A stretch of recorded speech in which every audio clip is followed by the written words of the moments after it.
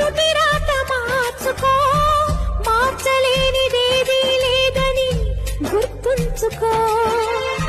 పిడికిలి బిగించగా చేతి గీత మార్చుకో, మారిపోని కథలే లేవని గమనించుకో. తోచినట్టుగా అందరి రాతను బ్రహ్మే రాస్తాడు, నచ్చినట్టుగా నీ తల రాతను